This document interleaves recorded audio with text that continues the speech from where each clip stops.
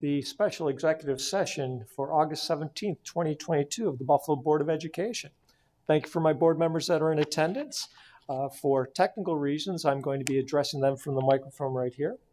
At this point, I'd like a motion to go into executive session for the following purposes. 1, to discuss pending litigation in cases with the following index numbers: 810697/2021, 81864/2021, 806695/2020, 806704/2020, 806703/2020. Number 2, to discuss the potential discipline of district employees. Number 3, to discuss collective negotiations with Local 409. Number 4, to discuss the promotion and appointment of specific district employees. And our final item, number 5, to discuss the negotiation of an intermunicipal agreement regarding the installation of stop-arm cameras with the City of Buffalo. I have a motion from Ms. Paulette Woods, a second from Sharon Cotman and Jennifer McCosey. All those in favor signify by raising your hand. Everyone's in favor. We have a majority. So we are going to go into executive session. Thank you very much.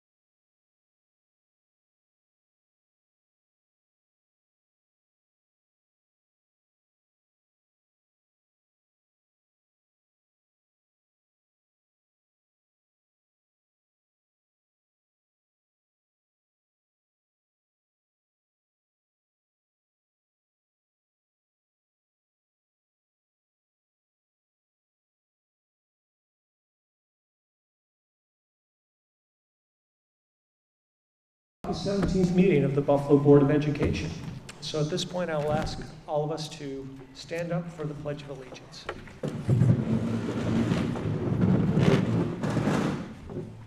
I pledge allegiance to the flag of the United States of America and to the republic for which it stands, one nation, under God, indivisible, with liberty and justice for all. Thank you very much. All right, well, thank you. At this point in the meeting, we come to our board recognition. Dr. Williams, do you have anyone to be recognized?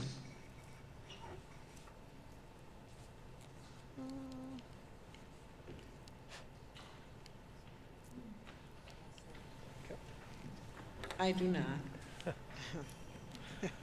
All right, right into the superintendent's updates. Do you have an update for us today? Yes. Excuse me. For tonight's update, I have a couple of reports. They are brief that will be shared with you. I would first like to ask John Gonzalez, who is one of our associates of school leadership, to come up. He has been working diligently with a group of very diverse stakeholders. As we know, across this nation, we have some issues with transportation, and he has pulled together a very diverse group of stakeholders, and they've been working on some of the strategies that we can implement to address this issue. Thank you, Dr. Williams and board. Thank you.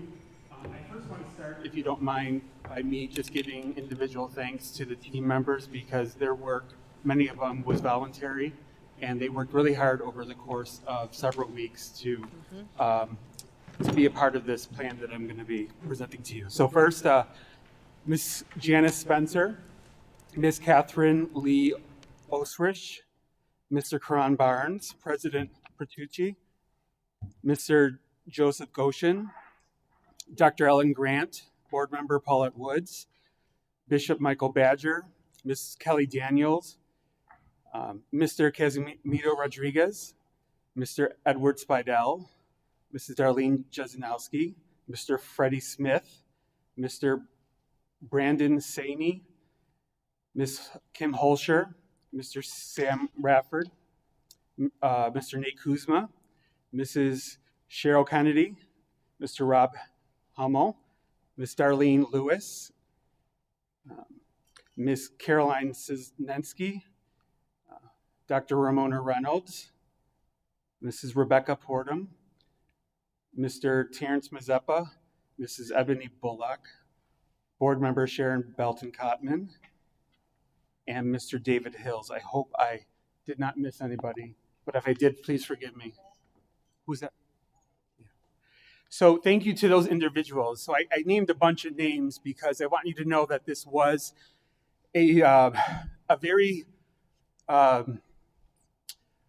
it was a very interesting process that resulted in, I hope, some impactful work.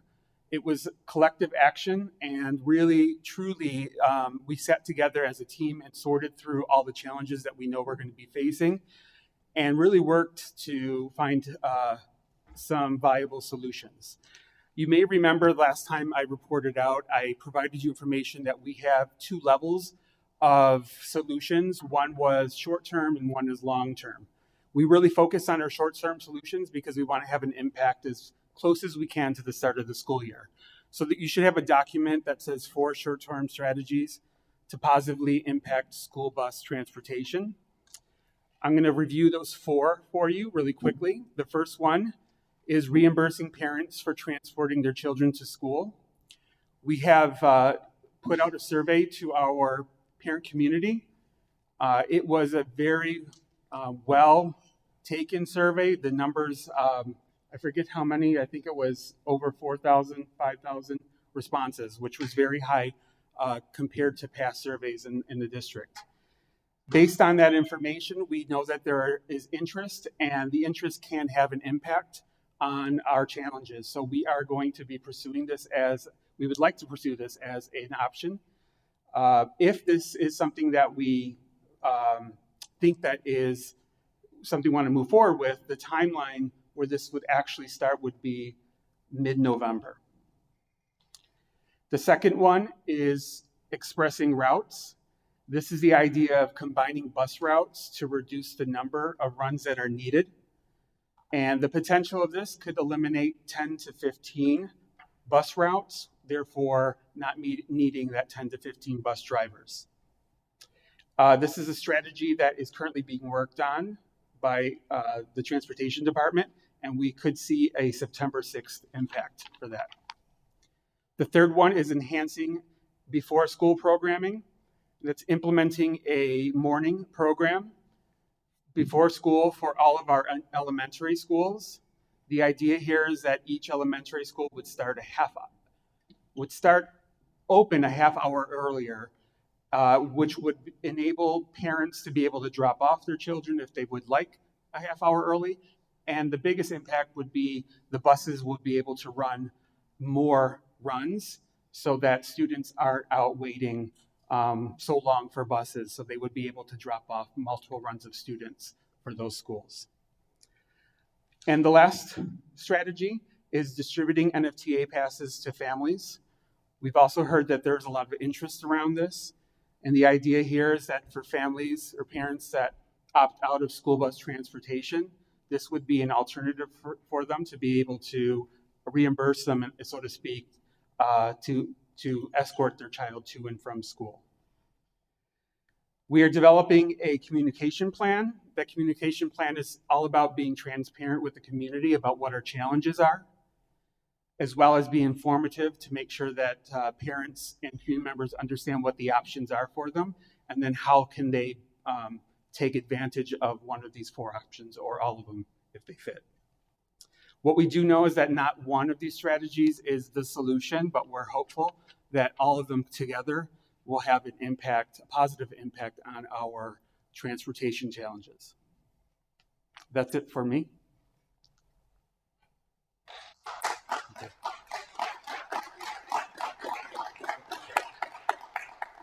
Thank you very much. Does anyone have any questions for Mr. Gonzalez before we move on? You did a great job. Oh, Sharon does. You didn't walk fast enough. First of all, I want to thank you for running such a professional, excellent committee meeting. I got an opportunity to see how well you can shine in the dimness of this light. You know what I'm talking about. But anyway, all jokes aside, thank you so much. So the half an hour earlier, did that come as a result of the meeting that you had with the principals the day after our meeting? No, that actually was a suggestion from Cheryl Kennedy as she calculated what would work for her to be able to run additional runs. She believed that half hour earlier would provide enough time for her to get in additional runs for each elementary school. Would it provide the opportunity for the children to enjoy themselves and benefit from the doors being open? Because it was supposed to be twofold, not just one-fold. You're correct, and actually that is a conversation that came from our meeting with the principals, that half hour wouldn't necessarily give them a lot of time with the children. So there is room for discussion with that to see if we could lengthen that time, but that's something the team has discussed yet. I know that Mr. Hills is going to bring that back to the team next week. All right, thank you. I just wanted that clear.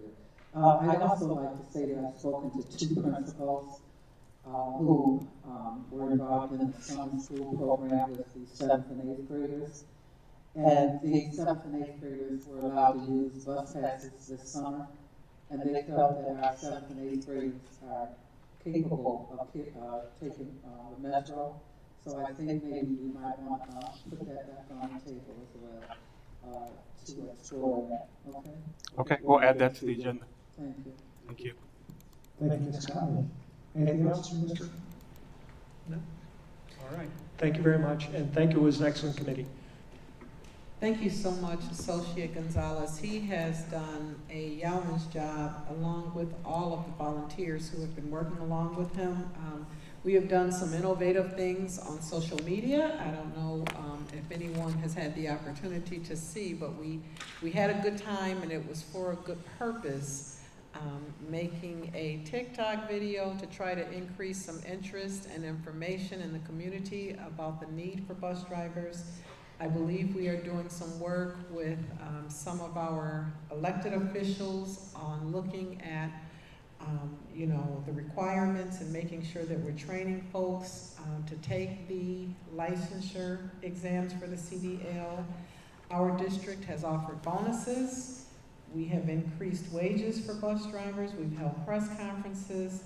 And at this point, we are gearing up for the first days of school, and in the event that there are some delays, working with our food service department to make sure that our children have healthy snacks, that we have learning activities, and that we have staff who are prepared to supervise them. So we are doing all that we can to address this crisis.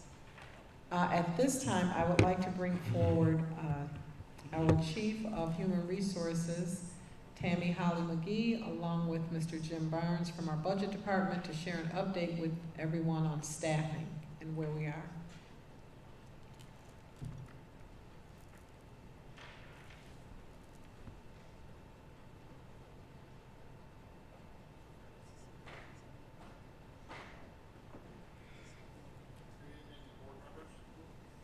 You can hear me, right? No. No.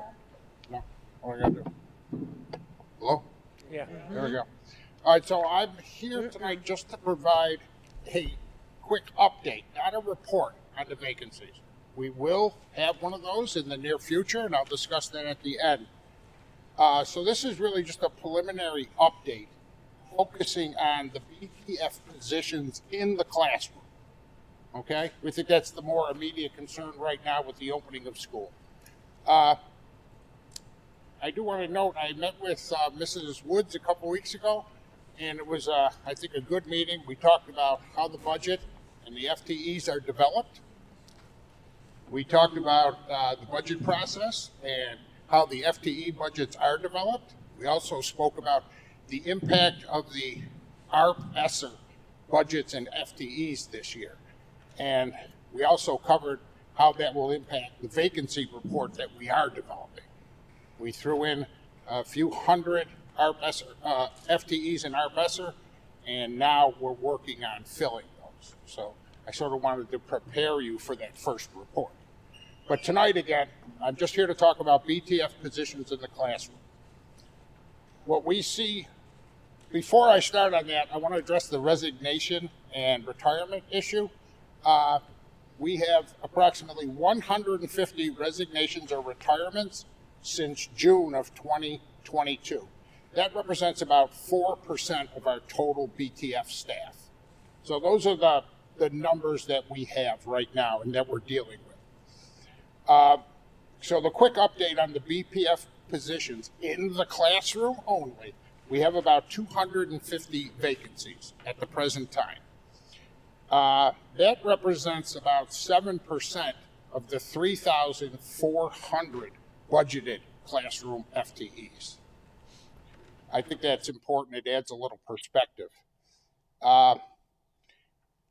Another thing, if you see those numbers and you're a little maybe shocked or something by it, keep in mind that we've been tracking and communicating the FTEs and the vacancy issues in our annual budget book, in every quarterly report.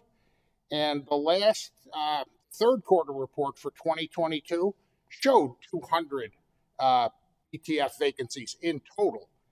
And then since that time, positions were added in the 22, 22, 23 school-based budgets and in the ARP-ESSER. So what I guess I gave you the number for the current classroom vacancies, but we have approximately the same number of BTF staff working this year as we did last year. Our budget number went up. So with that, I'm going to turn it over to Tammy to discuss strategies on filling those vacancies. Thank you. So as I believe I gave you guys a quick brief that we started last year in December with identifying that there was going to be a teacher shortage and we needed to act and get in front of it. So what we did was we had a winter TRD, Teacher Recruitment Day, which was the first time we did that. This was last year, and we were able to yield about 40 individuals from there. So that was helpful. What we wanted to do was get in front of other districts and capture them with what you call an open contract, which is a commitment to hire them if they did complete and obtain their certification, and that was successful. We also had our spring TRD, which also yielded about 75 individuals to start with the new school year for us. After the teacher transfer process, they went right out to principals and conversations began. So the teacher transfer process ended on the 12th, August 12th, and right away the subject area directors began getting their open contracts and new hire individuals in front of principals to have discussions and professional conversations. So that's ongoing right now. It's happening as we, not right now at this time, but it's happening all throughout this week, next week, all the way up until the first day of school. In addition to that, we're continuously qualifying candidates for positions. So we don't stop at just the TRD and the recruitment events. We're actually going in every week and looking at qualified candidates that put in an application with our district, and we're also getting them interviewed and ready to go in front of principals for consideration at their buildings. So we're doing that on an ongoing basis. Also, we participated in a statewide event called Ed Weekly, and that was an online new adventure for us. We're recruiting strategically, so we participated in that, and there was about 230 teachers across the country that participated in that. Some are looking to get some reciprocity for New York State for their teacher certification to be issued, but we told them, come on and join us as a sub until certified. So we want them to, if they're interested in Buffalo, we're telling them to come and join us and be a part of our team as a sub until they're certified in New York State. Also, we're offering the sub recruitment event. Everyone has heard about it. It's on the 25th. Typically, we don't usually do a recruitment event at the end of August because the staff are really, really working and concentrating on staffing the buildings. But we see the urgency and the need to make sure there's a responsible adult in front of the children from the first day, from the beginning of the first day. So we're going to recruit more substitute teachers to help us supplement until we can get a certified teacher in the classroom and in front of the kids. So there's also an opportunity for teachers that are currently certified, if they have a planning period available and they would like to be compensated through that planning period and offer a 6th period. So what they will do is offer an additional period with instruction as opposed to planning, but they are compensated based on their base compensation. So we're strategically trying to figure out ways to make sure that the children have certified teachers in front of them. That's our first priority. And then next, we want to make sure that there's a substitute teacher in front of them. And then what we have done last year, and we're going to get better with it, is some of our aides and our paraprofessionals have assisted with some of the classrooms, and we're compensating them as well. But any other questions? Yes, Ms. Board Member Makosi.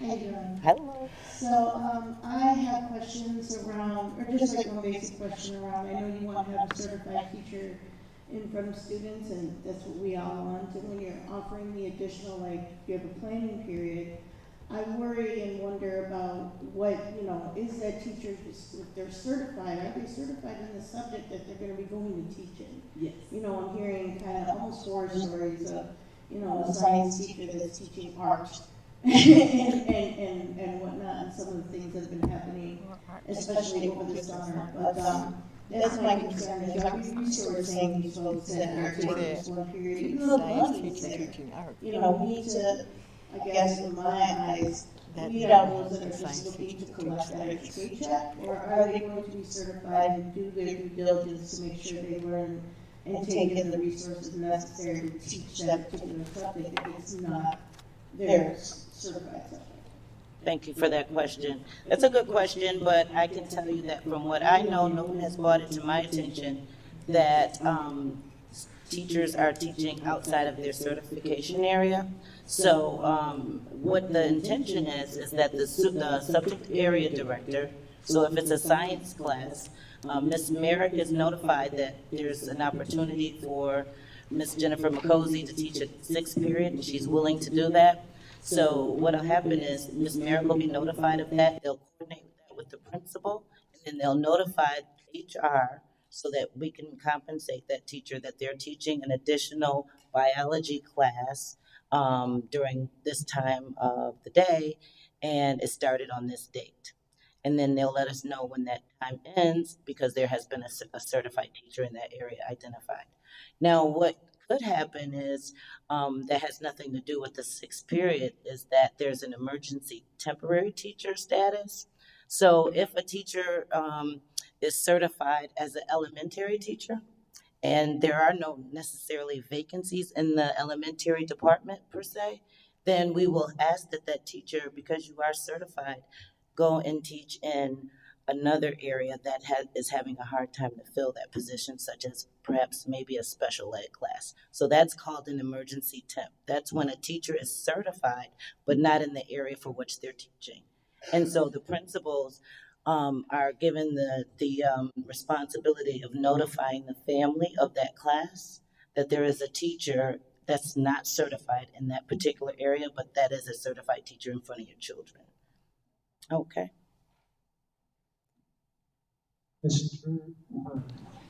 Yes, thank you for the work that you've done with this, and it's really, I know it's a challenging time trying to get teachers and locate non-teachers and get them signed here within the district, and also to get people trained for the position itself. So what's the time frame that they'll be working in the classroom while they're going through the certification process? Okay, so what they'll go in as a sub until certified. So most of our teachers that are new hires, we have 122 right now that are signed up for new teacher orientation. So most of them are certified, but you have a few that have not received their certification yet. So what'll happen is they'll go into the classroom as a sub until certified. So once their certification hits the New York State Department of Education teach system, we will pay and compensate them for their work, but we cannot start paying them as a certified teacher until their certification hits. So it's not a very long time. So typically if you graduated in May, there may be a certification time all summer. And most of the time we find that many of the certifications are connected and followed through sometime in September or end of September. We find that we're turning those subs into actual certified teacher positions. And the subs that they'll be working in this position, will they be permanent subs within the building so they can receive benefits themselves? That's right. Those subs until certified, they will not receive necessarily benefits outside of the substitute unions benefits that are offered. They won't receive teacher BTF benefits. They will receive based on the sub, but then once they become certified, they will go automatically into the BTF system, the Buffalo Teacher Federation system, and receive appropriate benefits then. Thank you so much. You're welcome. Board Member Woods? This question is Mr. The report that you gave us about being 250 vacancies, I appreciate your research that we have that many vacancies in teaching positions. Correct. But the question that we discussed that the board has expressed interest in is the equity. What schools are having the vacancies, and since teachers get to pick what schools they want, is there a disparate impact on our neighborhood schools, or are there a significant number of vacancies in particular schools? For example, one of my schools told me she had 11 vacancies. Another one told me she had, I think she said 15, to check my notes. And these are neighborhood schools. So the question is, and I appreciate your work, but the report I need is by school so we can look at the disparate impact on our students. Thank you. You've been very clear and persistent in that, and you are going to get that data. As we discussed at our meeting, I even showed you the steps it takes to get the data, and we have some draft reports, but we are working through the kinks to make sure the information that we give you is rock solid. But I anticipate, and I mentioned to you that there's some issues over the summer because teachers aren't being paid, and that's how we track the actuals. You will get the report that you want after a few more iterations and discussions between myself and Tammy and the superintendent. Thank you for understanding the importance of this issue. We do.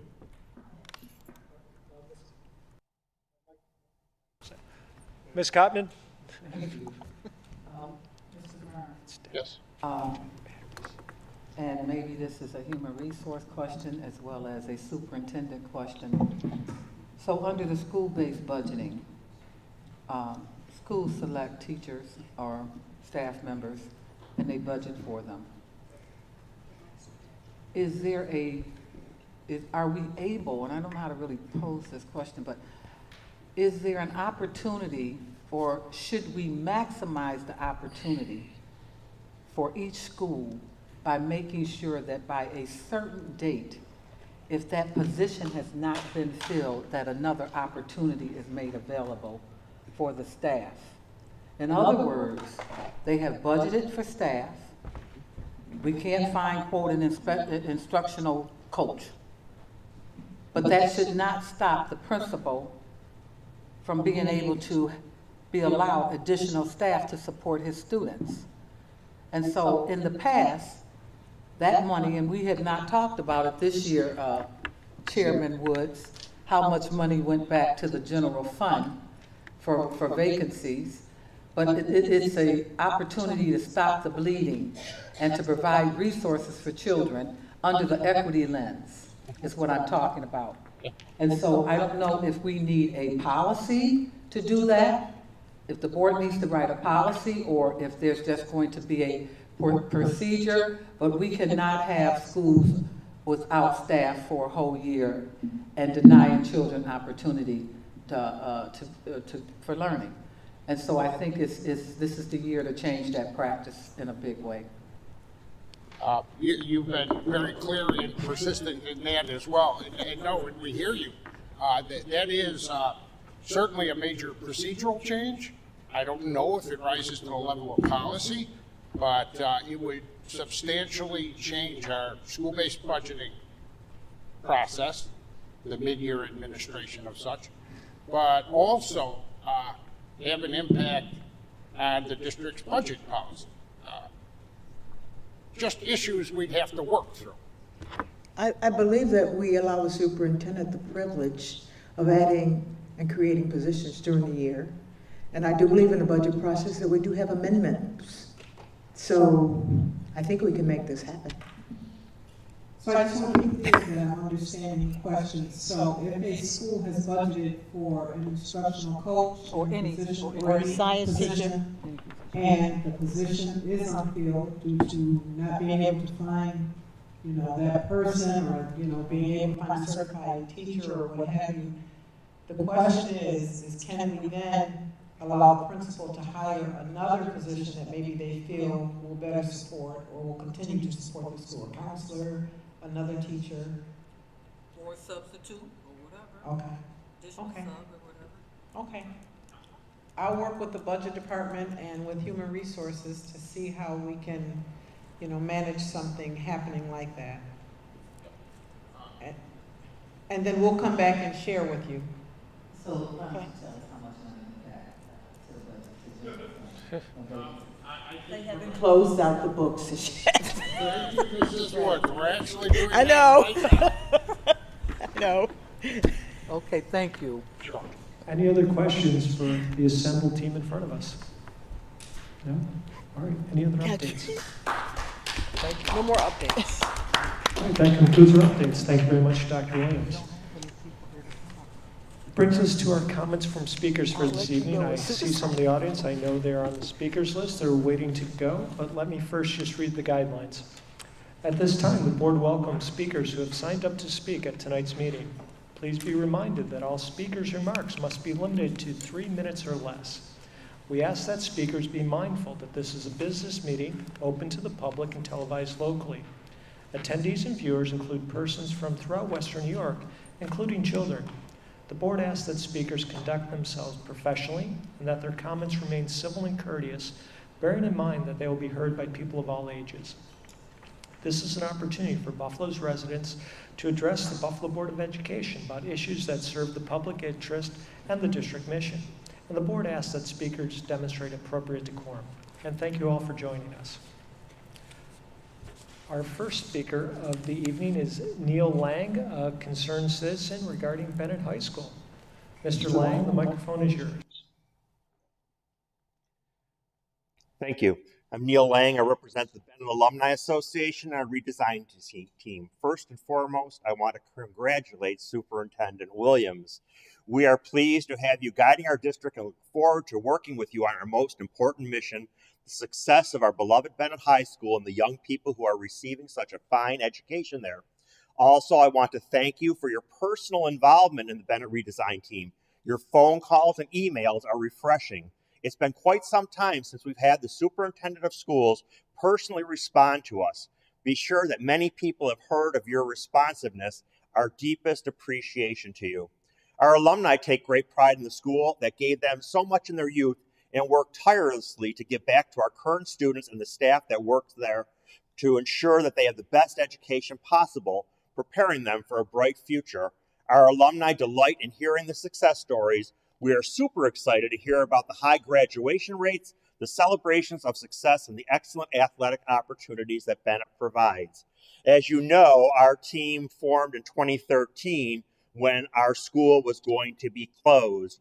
We wrote this wonderful plan, it was vetted, and we succeeded. The school was saved thanks to the interim superintendent, Don Ogilvie, that devised a plan to keep 2885 Main Street open by relocating Middle Early College to the high school campus. The next year, we officially opened as Lewis J. Bennett High School. Currently, Bennett is a premier educational destination in the city. Bennett is the first choice of hundreds of young people in the high school ahead process. But sadly, we are only able to have a handful of those eager freshmen enrolled due to space constraints. It has been time, and it's been time for quite a time, to let all three programs expand on their own. Right now, thanks to you, Dr. Williams, Research Lab is moving. We appreciate your work and your effort and your team. We are enjoying the momentum. We are happy to report that our over 5,000 active alumni, that their high school is growing and will be continuing to provide an excellent education to more students. We are committed to working with the district for the success of Bennett High School. We look forward to working with your team of leaders to be sure that all the items that are necessary for a smooth opening of school are in place. I reflect on how nerve-wracking it is for administrators and teachers to not have everything ready less than 2 weeks before school open. I know that you and your team are working to be sure that each piece of furniture is in place, each piece of technology is working, each detail for a great start of school is accomplished. This is a huge task.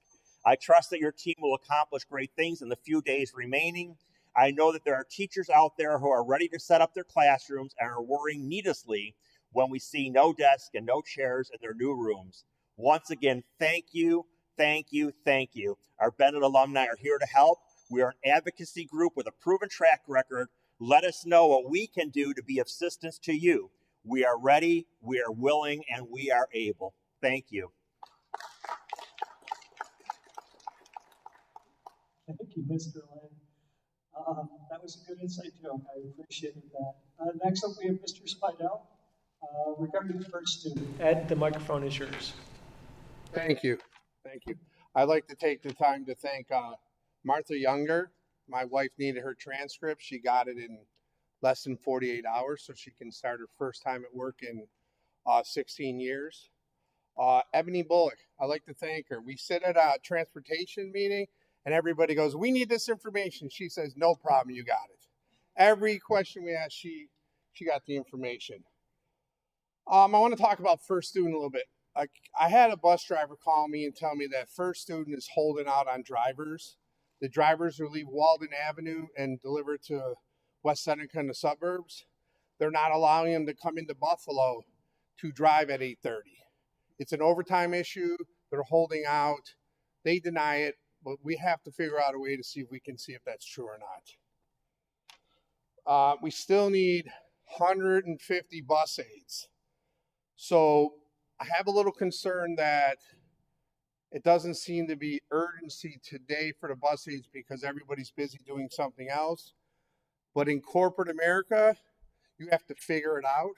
So we have to figure it out here. We can't wait to October to do another big push for bus aides. We need to do it immediately. Parent Congress would like to thank the food service. They gave us food for Wednesday. But I recommend that we look into the food we're serving our children because that's the worst pizza I've ever eaten. Nobody wants wheat pizza. Okay? But our kids they don't eat. Our kids come home hungry from school, they don't eat.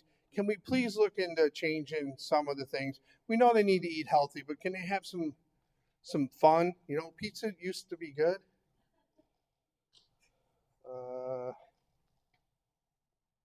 Alternative ed, we have a group for that, and we've moved nowhere in 2 months.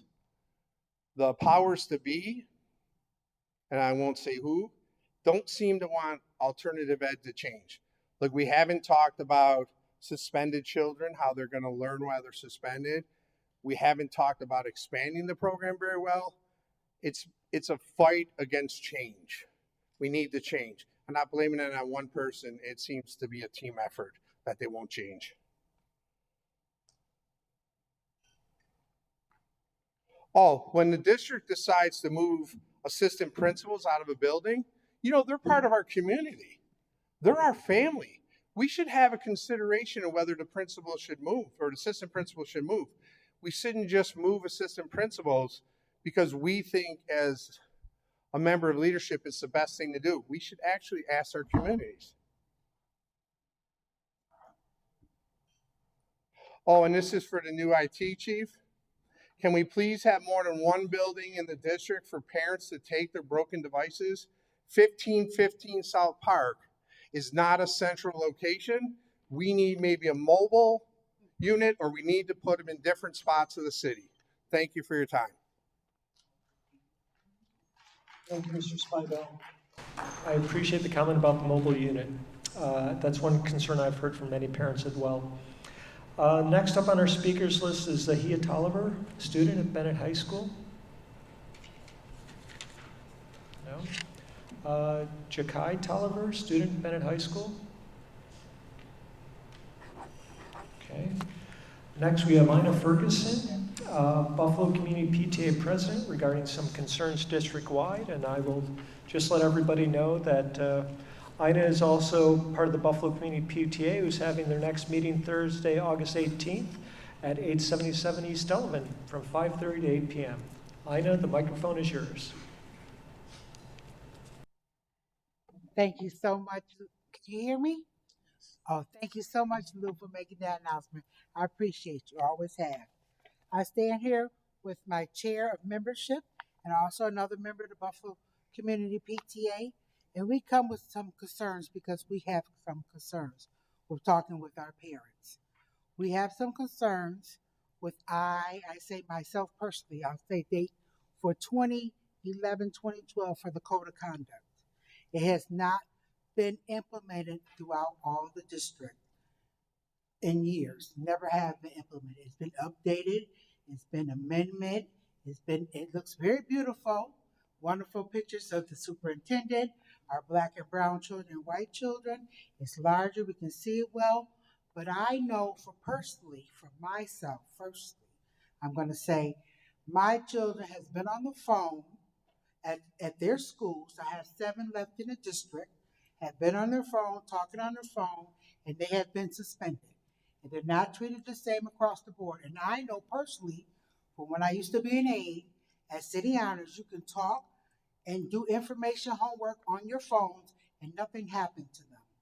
So we need consistency across the board. This is what we, the Buffalo Community PTA parents, have discussed about, and that has been one of my pet peeves personally, and I have brought it to parents, and they have concerns about it too.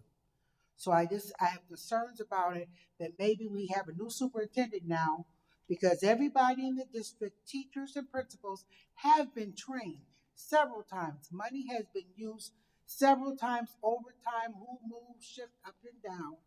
But we need to change some things. We have a new superintendent, so please, superintendent, can you make sure that it's consistency across all your 60 schools? That's the one thing I just want to ask for. But I do have a question though, because I read the packet, and I brought up to our families on, I know we can't mention any names, on line 12 in the packet, line 12, a person from the district makes $140,000 a year, and now asking for an adjustment raise for $149,352.17. Where does 17 cents come from? I'm not a bookkeeper, but please can somebody explain 17 cents? I've never seen that before. I've seen 2s, 0s, 4s behind salaries. I've never seen 0.17 cents, ever. And I've asked my parents in the meetings, no one's ever seen it either. In all languages. 17 cents, no. So those are my few concerns. Can we please? Thank you. I appreciate your time. Thank you. Thank you, Ms. Ferguson. Next up, we have David Caban, a concerned citizen regarding Hispanic community concerns. Good evening, board members. On behalf of the Hispanic community, I'd like to make 2 recommendations on positions that are, one that has been vacated and one that will be soon vacated. And the first would be the assistant superintendent of multilingual education. That position has been advertised in the past, and we're asking and recommending that the individual selected be one person who not only has background in second language acquisition, but more importantly, has a background in bilingual education. And I'll explain later. That individual should report to someone who also is knowledgeable, has credentials, has experience in bilingual education. And we're recommending that that individual be one similar to the position that John Gonzalez has, where he has the responsibility of supervising the bilingual schools. We're recommending that the number be less, for the reason of that he would take on, or she would take on, the responsibility of being overseeing bilingual schools on the elementary as well as in secondary, and the division of multilingual education. The rationale behind that is that there would be continuity. In addition to that, the aspect of fidelity of implementation of programs. Because what I'm about to say is more of a question. We have six two-way bilingual programs. This is not only for Hispanic elves, but for ethnic and racial groups who are interested in acquiring a language. We have 6 of them. And they start in pre-K and go up to 8th grade. My question is, there's not one high school that continues that service. Please help me understand why. That's my question, because it's on the secondary level, where you have literacy skills on Spanish language arts, as well as taking content area, where vocabulary is developed in Spanish. And that's where a true bilingual, that's where they become truly bilingual. But not one school, one high school offers that service to any of the graduates of the 6 elementary schools that you have in the district. I'll leave you with that. Thank you very much for your comments, Mr. Cabana. Next, we have Dr. Jose de Rivera, concerned citizen, regarding recruitment of bilingual teachers. Hello, everyone. Thank you for having me here. The issue I want to address is one of teacher shortages. As you well heard it here tonight, it's an issue that is not new. It's something that all districts have been dealing with for years. And I know that across the nation, districts, schools of higher education are doing a lot of wonderful things, and Buffalo is doing wonderful things also to attract teachers and participate in residency programs. The only problem that I see in there is that there isn't a space within the program, within the year allotment, to prepare those teachers in bilingual education, which is an area that is highly needed in this area. We need to have the creative way, the creative power to make that happen, even if we have to add another semester to the program so that we can create those teachers, get them certified. I know it's possible because I've been part of that at the university level. Second, I also want to recommend the same program that we had with the teacher aides and the paraprofessionals, that there are a lot of employees within the district that may want to become and partake in the programs that are offered at the universities with free tuition to become teachers. But it may require some bargaining, some collective bargaining agreement in there to allow, for example, a clerk that may want to become a teacher also to participate. In the past, it was only limited to paraprofessionals, teacher aides, teacher assistants. And we need to expand also that possibility so that we can generate those teachers that we need in the bilingual program. Okay? Thank you very much. Thank you much, Dr. Rivera. Our last speaker for the evening is Casimir Rodriguez, founder of the Hispanic Heritage Council of Western New York, regarding John Gonzalez's resignation.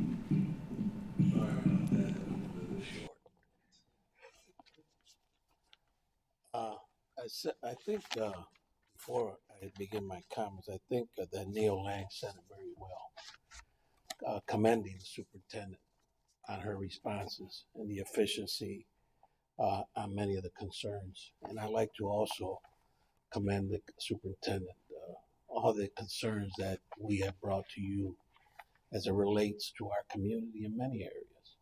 You've been open door policy and very responsive and very efficient to solutions. So I'm sure that the challenges that are ahead of you will be resolved. I'd like to say good evening to esteemed Board of Education members, the Superintendent, Dr. Williams, and the Buffalo Public School community. As has been mentioned, my name is Kaz Rodriguez, and I come here today as a representative of the Buffalo Hispanic community. Representation matters. One research study found that having a diverse workforce connects cultures, sets high expectations, and reduces implicit bias. Far too often, students of color feel isolated, unprecedented, or mistreated, which leads to lower graduation rates and higher dropout rates. I am here this evening speaking before you to shine a light on an issue that has been plaguing the Buffalo School District for years. You may have noticed that over the past several years, there have been several Hispanic leaders and educators who have left the district, and today you will approve the resignation of one more. I am saddened to have heard about the departure of Mr. John Gonzalez.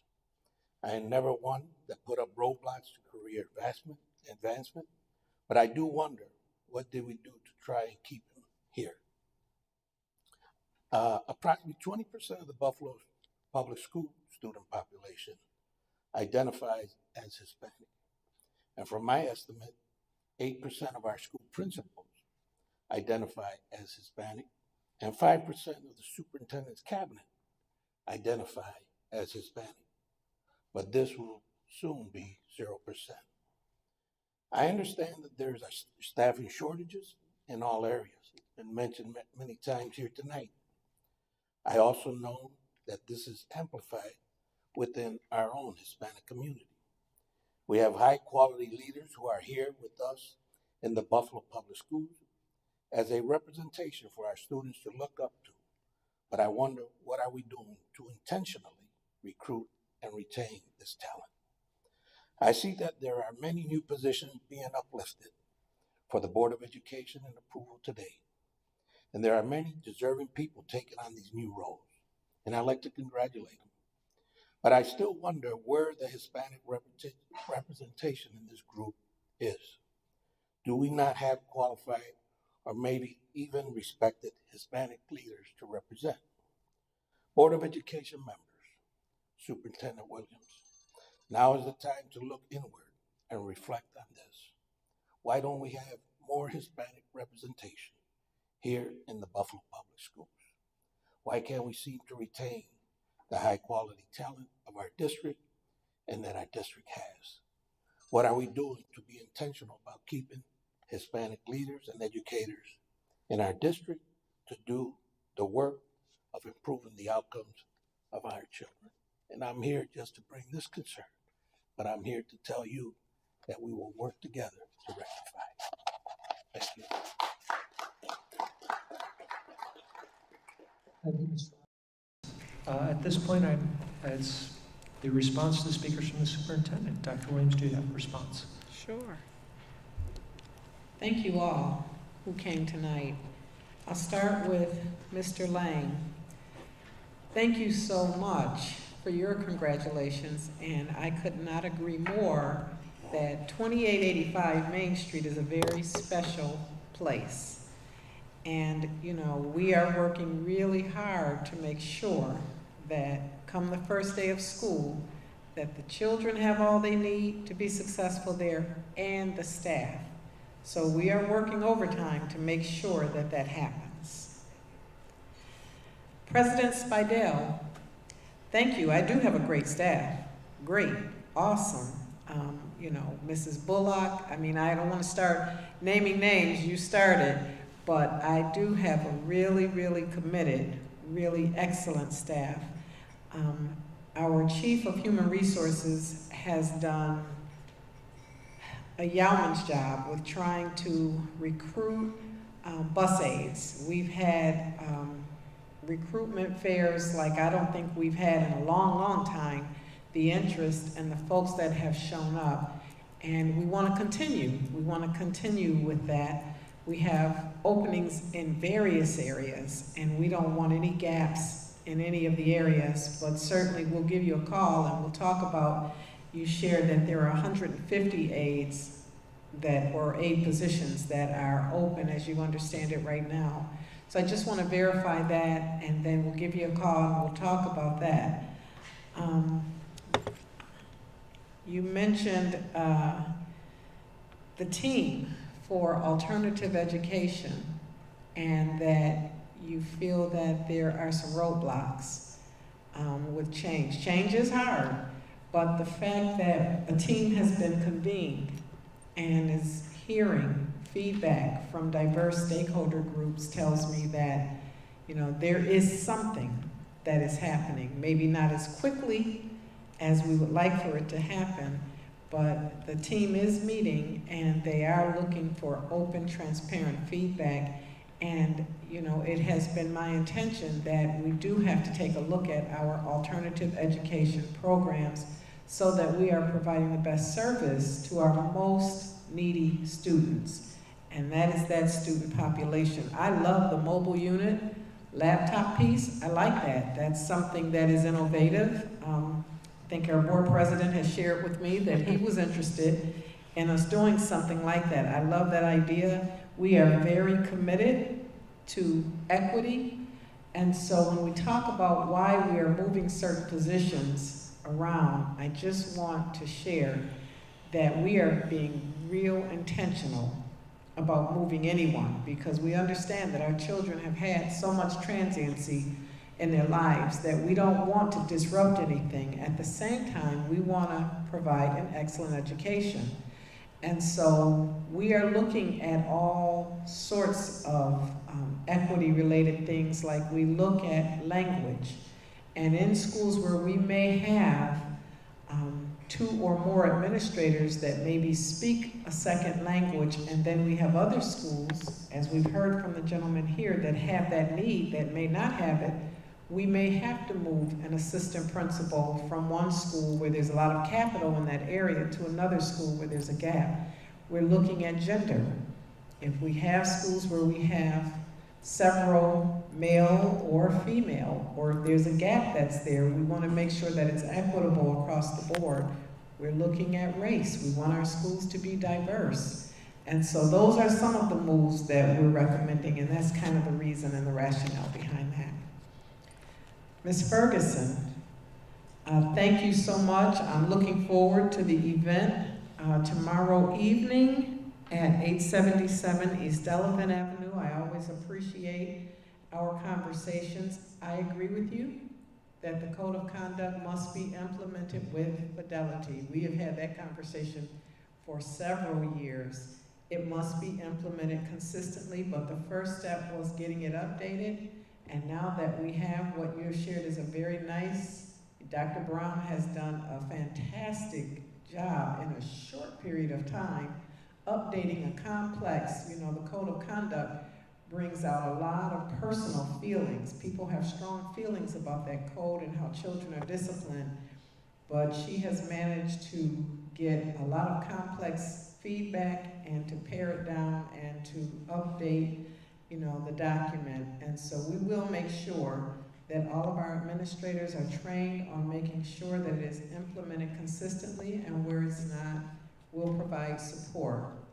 I don't know where the 17 cents came from. I can't answer that piece. It could be that it was just an error. Dr. Caban, known you for a long time. I've always had a lot of great respect for you. And I think that your 2 recommendations are good recommendations. And we will follow up. I'll ask Ms. Botticelli to follow up with you. I know that she has some ideas surrounding bilingual education, so I will ask her to follow up with you. Dr. Rivera, is it Dr. Rivera? Known you also for a very long time. And, I certainly, yesterday, there was a group of us that were out at UB for the residency program, and it was amazing to see, the candidates who are so excited about starting their career in the Buffalo schools, and our teacher mentors excited about having this crop of potential teacher candidates come out to the schools. And so certainly I'm willing to sit with you and to talk about some of the ideas that you have, and then we would probably meet with Dr. Carestas and bring in some of our university partners and see how we can support some of the ideas that you have. And Mr. Rodriguez, always a pleasure, always a pleasure. So very knowledgeable. I could not agree with you more. John Gonzalez is a gem. He has been a gem in our district in a very short period of time. Equity is really important at every aspect of our district, in the classrooms, at the leadership levels, and at the exempt levels, the highest levels. It's very important, and I am a very inclusive leader. And so, as you know, I'm always open to conversations. I'm glad that you offered to be a part of the solution, and I will look for that kind of support as we look to make sure that our cabinet remains very diverse. That's extremely important, that we model at the top level what we're looking for in our schools, in our classrooms, in our cafeterias, in our offices, and throughout our district. So we'll continue working together on that. Thank you. Thank you, Dr. Williams. So before we get into the business section of the meeting tonight, I just wanted to report out an executive session at 4 p.m. this evening or late afternoon. We went into, the board met to go into executive session for the following purposes: to discuss pending litigation in cases with the following index numbers: 810697/2021, 810864/2021, 806695/2020, 806704/2020, 806703/2020, to discuss the potential discipline of district employees, to discuss collective negotiations with Local 409, to discuss the promotion and appointment of specific district employees, and to discuss the negotiation of an intermunicipal agreement regarding the installation of stop-arm cameras with the City of Buffalo. No action was taken. At this point of the evening, I need a motion to approve the minutes from the July 20th meeting. Paulette, I'm looking right at you. Thank you. Do I hear a second? By Kathy Evans-Brown. Thank you very much. All those in favor of approving the motion, please signify by raising your hand. Any opposed? No abstentions? Larry, you can't vote. The minutes pass. Committee reports. I'm going to start with Jennifer and go around the table. I will recognize Mr. Scott after Mr. Hurd. Ms. Micosi, I'm going to start with you here. I'll just give you my microphone, Jen. Nothing really to report, just getting ready for the school year, both personally and as a school board member. I will say there is a backpack giveaway event coming up that will be September 3rd from 12 to 3 at School 45. The Healthcare Education Project at 1199, Buffalo Parent Teacher Organization, other groups that are going to come on board, and myself are sponsoring this. It's open to everybody. Quite a few vendors will be there. It's going to be a great event, so we're hoping folks will come.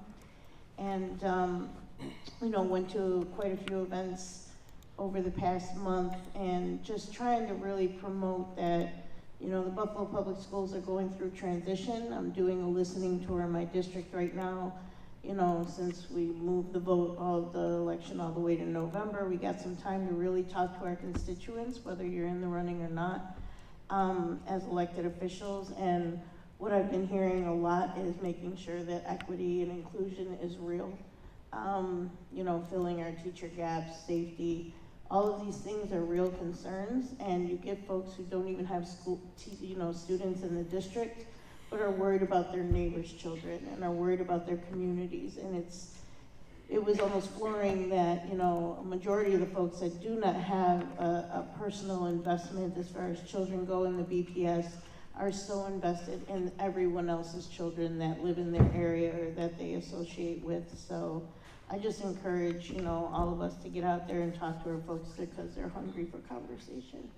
And we'll be doing a virtual kind of feedback of everything we've been hearing in September 1st, and I'll share that with you so you can, hear what we got going on and you can share the information. I don't have anything to report. Nope. I don't have anything to report either. Good evening, everyone. First, let's start off with the athletic report. Just so the board and the district will know that we organized and registered over 15 community coaches and candidates for the BPS DSA course who intended to come work with and coach the flag football program for the modified sports. So we have 15 community partners, and we also looking for more community partners that step up to come aboard. So we have a list of name of others that's coming, but the certification is very much necessary to work with our children, and we want to try to find more ways to reach out to the community to help support these programs. We finalized 12 teams for the boys and girls modified basketball schedule for this fall. And we also, last week, we concluded the summer sports camps and our strength and conditioning camps, and we had a huge turnout for those, so that was a very huge success. We have staffing for all of our winter sports positions, and we completed our boys and girls varsity and JV basketball schedules, so that's in line with the ECIC. So we are ahead of schedule on that, and we can begin working with our coaches also and work to bring more community coaches over for that program. This week, we are launching our first aid and our CPR and lifeguard training for the Buffalo Public School coaches and PE teachers. You know, with the athletic department, we made so many advancements in the last couple of months, and it's so hard to keep up with everything. But there's been a lot of meetings that's been conducted, and reaching out to our community partners just to make sure that their inclusion with the district and aligns in with the Section 6 and the Title 9. July 16th, I was happy to work and help out with 8 Days of Hope. A partner here with the Buffalo Public Schools. And we had over 1,500 volunteers that came to the city of Buffalo to help fix homes in the Fillmore district. So that was a huge success. And my hats off to Steve Tiber over at the 8 Days of Hope, and just happy to be able to work with them and partner with them to help our children in our district. Skip through a couple of these, but July 27th, we was happy to be invited with Judge Betty Calhoun Torres. She's the first Latino person to be nominated to the State Supreme Court of Appeals, and she started as a Buffalo City judge and was appointed by Governor Kathy Hochul. And every community deserves representation on every level, and she's seen that need. And congratulations to the Hispanic community for that appointment. It was such a blessing just to be there and for her goals that she's helping with our districts. I was happy back in July on 28th that we met with T.D. Jake's team for dinner and for the big book bag and food and back to school supply giveaway. And I know a lot of our partners here with the board members attended there, including the superintendent. So that was huge for our community just to have that type of impact, you know, from a leader from across the country to come here and to see the needs of our community here in Buffalo. On July 29th, I was invited by Dr. Fatima Morel to join the CUNY MBK focus group, where we did a web seminar and talked about the needs for the district here in the city of Buffalo and how our MBK had a huge impact on our children here in this district and how we can get more funding, you know, for the MBK program in the future. And with that, Dr. Anselm Austin said that Buffalo, the model that we have here under Dr. Fatima Morel, should be the model for the state of New York. So my hats off to Dr. Fatima Morel and her staff that works with her over there in the CLI department. August 2nd, we had the meeting with the After School Task Force and some of the things that we talked about earlier about the transportation and conclusion of mass mailings and applications for after school programs. So that was going out. So thanks to Ann Banicelli, Tara Sims, Greg Johnson, Kim Lush, and Principal Karen Murray, John Gonzalez, and Joe Hosen. I know a couple other board members. I know Sharon Bell-Common attended, and also Superintendent Dr. Williams. The Givers of Death was Ellen Henderson, one of my favorite young talents here from the city of Buffalo, and they came from performing arts. And it was great just to see his new movie, the opening for his new movie called The Givers of Death. And so please, I know the board members will talk about this great talent that we had that came from the Buffalo Public Schools, but just to support him, you can go online and look at his movie and pull it up. And so that support is very much necessary. He's in LA right now promoting the movie now. And I was happy to be a sponsor for the Lafayette 50th high school class reunion. It was such a great pleasure just being there and working with that group and working with the principal, John Starkey, over at Lafayette High School to help put that together. And it was just inspirational just to see some of our old alumni get together and actually, you know, just enjoy being with one another again and celebrating. And they also attended the Pine Grill reunion, which we kicked off, ended our ceremony for the 50th class reunion. Just so everybody know, we got the Breaking Barriers Leadership, the past, present, and future weekend coming up. So it's a celebration. Check your emails if you want to attend. And it's really a huge reunion with the Breaking Barriers. And I want to end up Also visit Northland Workforce Training Center where we have a slew of our Buffalo Public School students there, and they're working with some great programs over with Steve Tucker over at Northland Workforce Training Center as a summer program. And our kids are being trained in welding and arching and electrical. We had good news from the bus drivers training um, that's going on right now yesterday, that they had over 150 new drivers that were being trained and that were in class for the certification for the bus drivers. And one of the great things that I was able to be a project of is Hilbert College and a new football program we put over at Hilbert College. We have over 50 kids that came from the city of Buffalo that's playing football right now at Hilbert College. There were kids that were sitting at home. We got kids that graduated in the past 3 years. We were able to work with Say Yes to get those individuals registered for school, and now they're playing football. They're taking criminal justice classes and business classes, and they're moving forward with their life. Also, spent a little time over at Public School 31, Paulette Woods School, and worked with the principal there. And we attended the Community Day ceremony, which the principal attended also. So it was a great event, and she came out there in full, working with the community.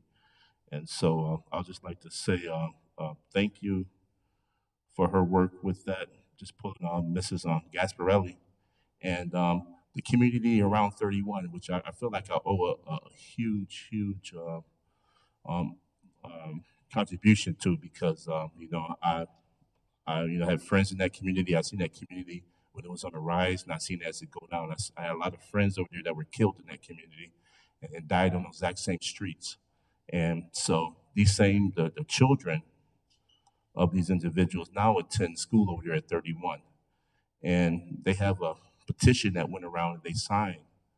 It's a 1, 2, 3, 4, about 7-page, 8-page petition that went around the neighborhood that they're very interested in the welfare of School 31, and they want to make that back into a community school. They want that to open to be a community school. They want services at that building. So I want to make sure that we give this, hand this over to the superintendent today so she can look at the signatures and see what we can do with the staff and possibly, have a community meeting over there and see what we can do about renovating that school and getting that school into a top tier type school. So thank you so much, and thank you for the community over at School 31, the Stanton, Peckham, and Detroit, and Townsend, of that neighborhood over there. So thank you so much. Thank you, Board Member Hurd. Next up, we have Mr. Scott. I'm going to put the microphone up, Larry. So whenever you want, you can begin speaking. Thank you, President Petrucci. Can you hear me okay? Yes, we can. All right. I will be very brief. Just 2 updates. Last month, I had the pleasure to attend the Grand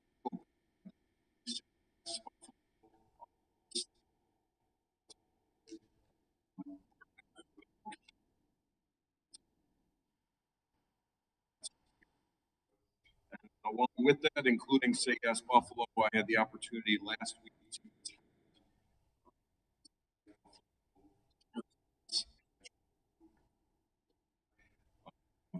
Director Byron, and I can't remember his last name, was phenomenal, very connected to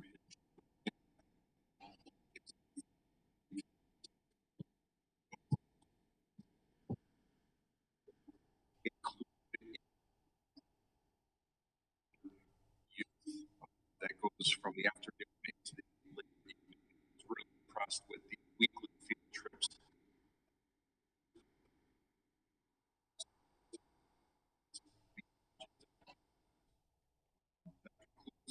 My report. Thank you, President Petrucci.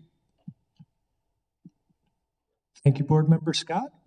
Next up, Dr. Kathy Evans Brown. Do you have any reports for us? I do. Larry, his last name is Trice, Byron Trice, over at Truway Community Center.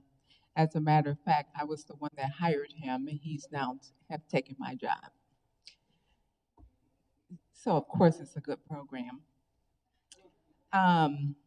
Okay, so I've been busy too. I visited, along with Dr. Williams, Say Yes summer camp at Westminster Church, which is a Weed-Eye Energy program that service predominantly bilingual and foreign student population. And they looked like they were having a lot of fun, but they were also engaged in learning, anywhere from making cookies, they were reading, and other evidence-based learning and physical activities that took place. All the kids had individual learning bags. I'm probably not pronouncing that correctly, but the staff generally evaluate them weekly to see where they are in terms of, their academics and math and reading throughout the summer. And the kids were very well behaved. I was impressed with that. I recently, well, before I say that, I attended the kickoff of the MBK program at City Honors under the direction of Dr. Fatima Morel. That was pretty awesome. There was quite a few board members there as well. Jason Reynolds was the keynote speaker, and he was phenomenal because he had the ability to connect with the young people, in the audience. It was probably about 130 students in attendance, so that was pretty cool. I felt like a kid in the candy factory along with them. So then last weekend, I attended the New York State School Boards Association in Albany, a leadership and education conference, Let's Connect. That was pretty interesting because there were school board representatives across the state, superintendents, and staff who attended. I met a school board representative from North Tonawanda. There was one from Rochester as well. Very insightful information, including robust examples of reimagining education. For example, Dr. Sari Kamhai, sorry for cut your name up, but she's the superintendent of the Malden UFSD district. And she reported that 83% of her kids are minority with an 83% academic achievement rate. So there was no academic achievement gap among the children. And her quote is, "Learn how to learn differently. How can we change traditional teachers to reinvent learning?" Then there was a researcher there, Dr. Doug Siger. He's a professor of economics at Dartmouth College and Harvard University. So the quantifiable data is in about the consequences of remote and hybrid instruction during the pandemic. As we know, some kids did well during the pandemic and some didn't. But learning was not realized for most in urban cities across this country. He did a study of 2.1 million children in about 10,000 schools across this country. And the outcome were that on average, children fell 12 weeks behind. So that's equivalent to 1/3 of a school year. So if they were in person, learning took place, children were 6 weeks behind. So it kind of reduced the learning when they were in person. And in some of the high poverty areas, students were set back about 20 weeks. That's a whole school year as far as I'm concerned. So they talked about proven strategies that will help capture the lost, i.e. tutoring, extended learning, And he said that much of the ESSER dollars will go to these areas to help these children. So I did bring, or I printed out the report for my colleagues, and I'm gonna give it to Lisa so that she can copy it for my colleagues along with the superintendent. It's really good data, and I think that it could be useful, for us. And then there's some websites as well. I'm going to give you those as, in addition. Talking about school mental health resources, some information of how we can help our teachers in the classroom, and this too. So those were really two of my takeaways from that particular conference. And I think it's important, for us to know that districts can't be everything to everybody. And so that's one of the purposes of inviting community agencies and CBOs and resources into the district. And Dr. Reynolds have done a phenomenal job in putting together the RFPQ, if I'm saying it right, along with others and her team, because all of us have know that there's talent in the community, and that we have resources that can benefit, our young people in our schools. So I'm excited about that compendium. I can't wait until it's compiled, so that we can move forward, in this space and helping, our children to realize learning once again. Thank you, Kathy. Paulette? Let's see. Well, they mentioned the MBK kickoff at City Honors. Did you know Spider-Man was written by an African American with dreadlocks? He was very fascinating, and they gave us out books. But the children were truly inspired that though this gentleman didn't read and didn't do well in high school, when he found his niche, he's the one who's writing the Marvel comic books and movies. I was impressed. Transportation, big issue. Transportation Committee, as you can see from the report, we're making progress. We got to bite the elephant one bite at a time, but we're going to get there. I don't want to see any kids on the corners in the cold. So, because the parents still call me. As Mr. Burns said, I did meet with the fiscal department because there are a lot of concerns. Your budget is your priorities, where you put your money, where your mouth is. So we've been reviewing a lot of improvements that the budget division has been making and reports for accountability and information and transparency to both the board and the community. And I commend Mr. Barnes for stepping up. Community suffering. We did have a backpack giveaway at Makowski School, 3,000 backpacks. Food for 500 families for a week. Dr. T.D. Jakes, national organization helped sponsored at St. John Baptist Church was a sponsor, and a whole heap of community people and churches and elected officials also helped. And it was spearheaded by our own staff, Ramona Winos. So she's doing a great job.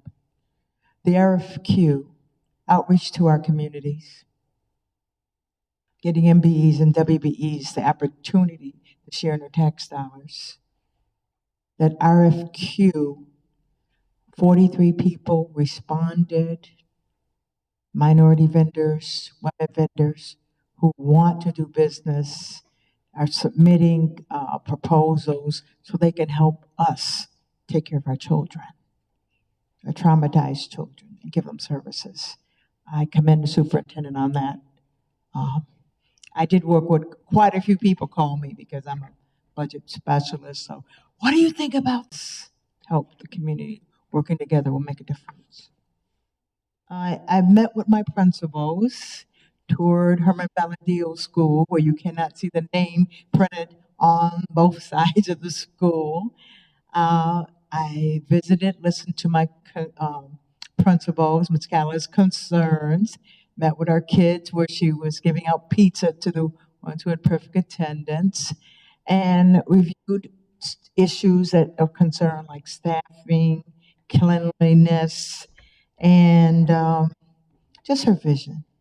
And I've been doing that with several of my schools to hear the vision, to see if they're ready for school to open, to see what problems they want to tell that need to be addressed so we can have an excellent kickoff for the year. And let's see, finally, I helped sponsor the Pappy Martin Jazz Festival because we talk about teaching to the whole child. Music is very important, and they want to help the Buffalo schools to reach children through music and teach music. So those are just some of the things that I've been working on, and I'm just looking forward to a great kickoff in September. Thank you, Ms. Woods. Sharon Belton Captain, do you have anything for us? Well, I'll try not to repeat anything that has already been spoken about, but I do want to go over what I've done because it's been a very busy summer for me.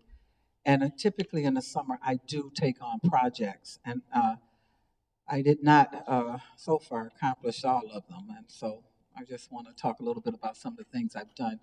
July the 19th, I met via phone conversation. We had a conversation about expanding STEM with the superintendent and her staff in our district. And I am so pleased to report, thanks to the efforts of the superintendent, Ann Betticelli and Kelly Baldo, that we are on our way to turning our school district around as far as our children being prepared for the jobs of the future. Very pleased with that. Thank you guys for the work that you've done.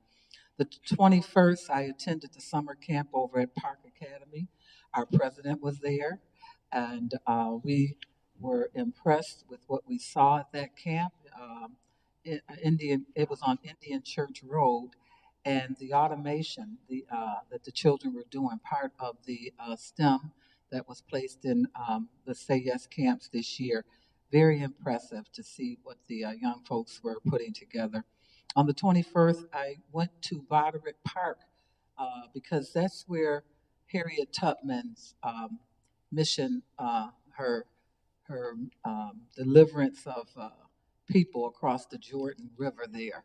And I also asked staff, Dr. Caresses, to assist Mr. Johnson on his request or his quest to make that park more available in the future to all people. Also on the 21st, I attended Bennett's PSTA charter meeting, and I want to give a shout out to Assistant Principal Mr. Wheeler and Mrs. Lamb.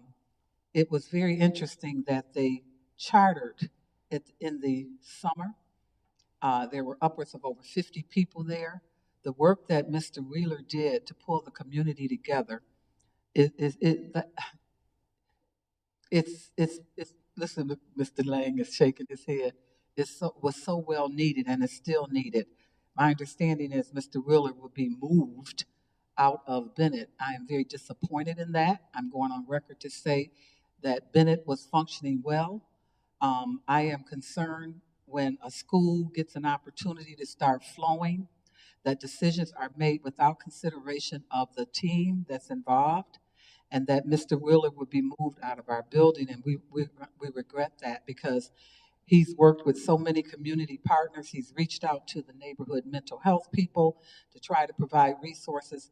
What Mr. Wheeler has done in that community is unmatched, and I have not seen it in any other of my schools in my district. We were on the path to have a true city honors experience up in there. And I'm very disappointed that decisions were made to remove him. As it stands right there now, there are no African Americans in the administration.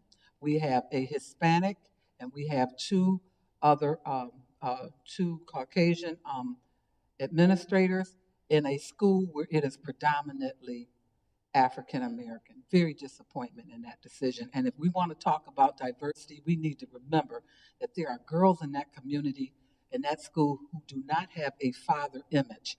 And that man has been their father image. We need to be real clear when we start messing with formulas that are working.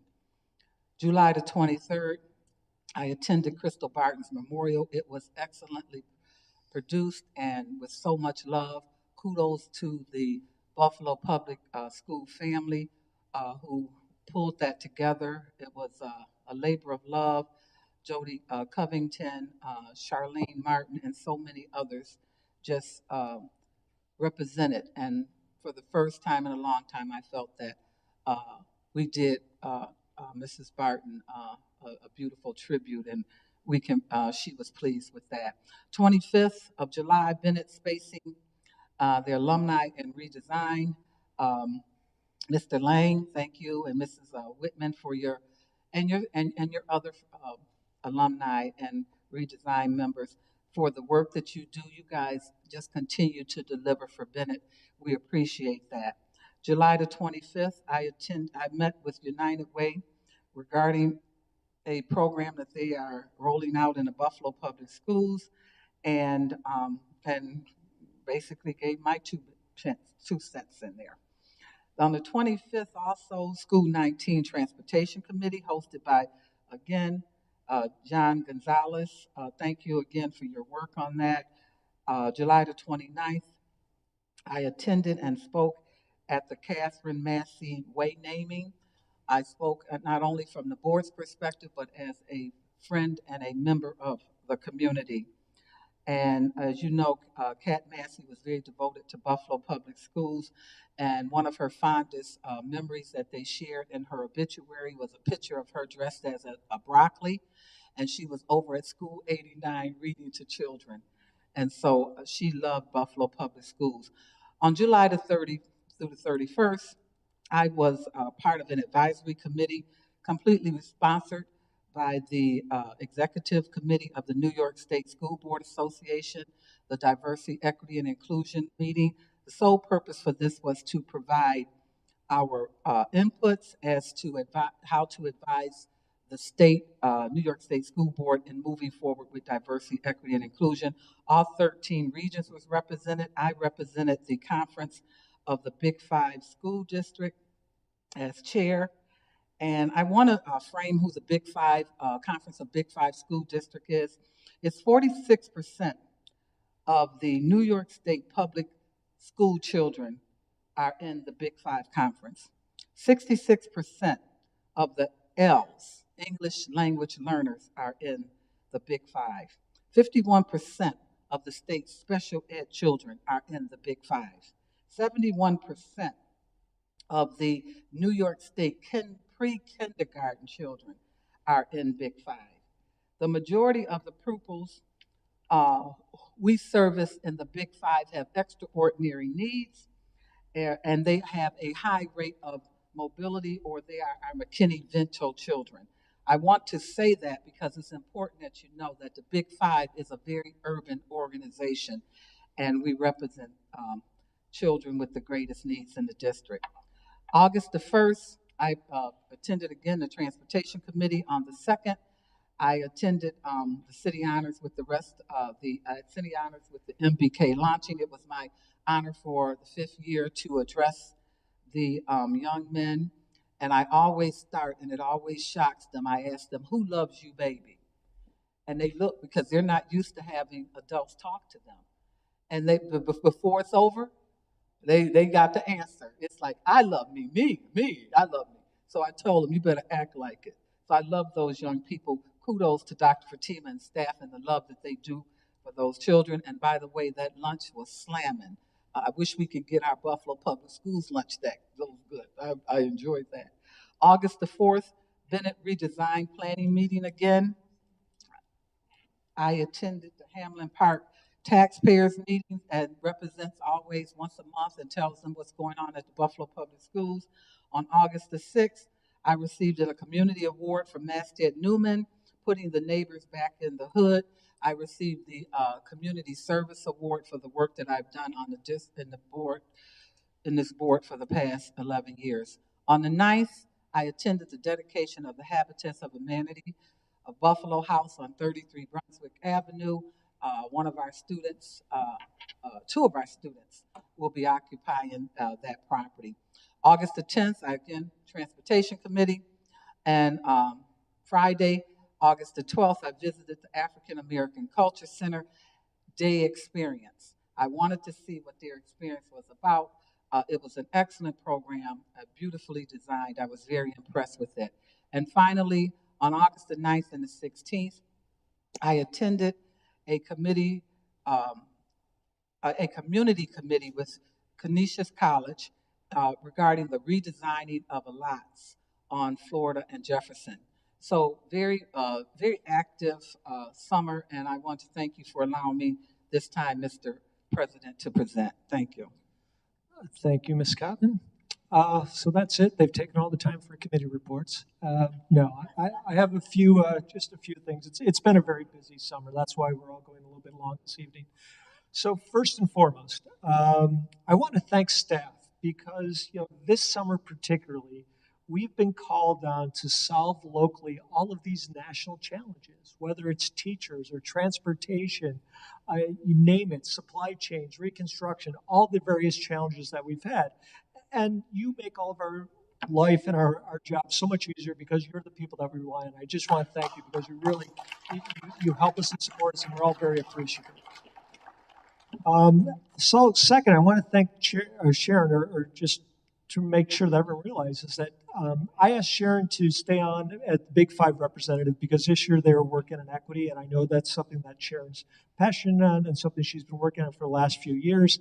And because she's been on for the last few years, she is now the chairperson for the Big Five. So as a former chairperson to the present chairperson, it's a lot of work, Sharon, and good luck, but it's very rewarding. A couple different things. I participated at the Erie County Association of School Boards Law Conference, where I was part of a panel that did communication during crisis and how to best handle it. Luckily, to say that we don't have that very often here at the Buffalo Public Schools. Tomorrow, we have the meeting for the New York State School Board's Resolution Committee, and Buffalo and Albany have partnered to submit a resolution that's going to hopefully change the way New York State interprets the cap rule for charter schools, because right now they look at it across the entire state. We're petitioning that they should look at it at a district by district level because the impact is at the district level, not at the state level. So I'll let everybody know how that goes. With many of my fellow colleagues, I was at MBK, and it was truly a great. The kids were very engaged. He was a great speaker. I mean, who doesn't want someone who reads comic books? My God, what a great speaker. That was wonderful. Tomorrow I have a event again. The Erie County School Boards is doing all the board presidents from in Erie County are going to be meeting tomorrow evening, so that would be great. The Transportation Committee has been meeting routinely. I know so many people have been here and involved. But the one thing I wanted to point out differently from my colleagues is that what is making this one different is that not only the community engagement piece, but also it's going to be data-driven, that we're not going to be relying on anecdote. And too many times we would use the story that we were told or what we observed, and this is going to be based upon the survey and the results and all the various things that we're doing. Part of it also is that we've reached out to the various partners above ourselves or beyond the district, such as New York State. We're asking them to tell us, we can't tell them specifically what questions people are getting wrong, but just what subject and topic matters so that we can prepare people that want to become drivers to try and address these bottlenecks to get as many drivers as we can, as quickly as we can. I too went to the Mikowski event on Saturday. I was up on the dais, but I must have been bad because they put me in the corner. But it was a very good event. We had a variety of people. It was truly, it was great because there were so many people there, and it from all across the district. And it was truly like seeing everyone together and having a great time. It was what the district should do more of. And just last, I kind of wanted to, I was very proud to to deliver the proclamation at Crystal Barton's memorial service on behalf of the board. That was one of the highlights of my summer, and I was very honored to have been asked. I did attend the SAGAS operating committee and the Parker Academy stuff that was going on with animation and all these various different programs that are going on. It was well worth the visit, and I was glad that David Rust showed Sharon and I around. So it's truly, that was a great day also. So it's been a busy summer. We're all getting ready for the fall. We anticipate a great year. That being said, we can move on to the business portion of the meeting. That being said, can I have a motion to accept the consent agenda? So moved by Jennifer, second by Terrence. Thank you very much. Let me see what we have here. Under 9C, Sharon Belton Cotman, exempt personnel changes.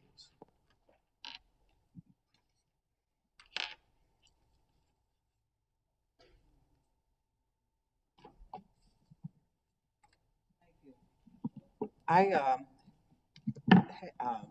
am going to defer this to you, Mr. President, in regards to how you want to approach that and handle that. I think it's clear that our exempt personnel deserves raises, and I appreciate the superintendent efforts to reach out and to assist them as such. And so, Mr. Petrucci, I'm going to turn that over to you, how you want to handle that as president. Okay, so thank you, Ms. Cotman. So at this point, based upon the discussion, my understanding of the will of the board, I'm going to ask for a motion to table lines 7 through 13 on 9C, and then to amend lines 14 to 38 to reflect that exempt employees hired prior to June 1st, 2022 will receive a 5.9% increase on his or her present base salary. Now, this does not preclude any additional increases. I will just want to couch it. The reason being that the board wants to see how these new positions align with the superintendent's vision for the goal and how they're going to, or for the district, and how they're going to reflect academic achievement. Absolutely. So I will do it a second time, and I promise I will speak slower. That is a bad habit that I have. So for 9C on the consent agenda, the board will vote on lines 1 through 6 as presented. And then I'm going to need a motion from one of my fellow board members to table lines 7 through 13 and to amend lines 14 to 38 to reflect that exempt employees hired prior to June 1st, 2022 will receive a 5.9% increase on his or her present salary.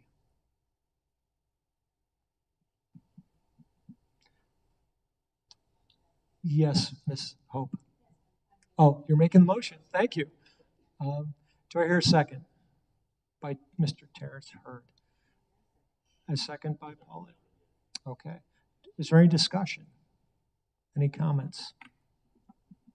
I'd like to say this does not mean that this is not going to continue to be looked at. The superintendent and the executive team and the board will continue to look at this in the near future. This is something that the board felt was necessary as per what you said. So I don't want anyone to think that things are not moving forward and that you're missing out on an opportunity. It's not. Thank you. Okay. Anything else? All those in favor of the motion, raise your hand. We're going to do hand raising tonight. Jen? Larry, you can't vote. Any abstentions? No abstentions, no one opposed. The motion passes. Thank you very much. Under 9D, I have questions from Sharon Belton Cotman. Okay. Terrence Hurd?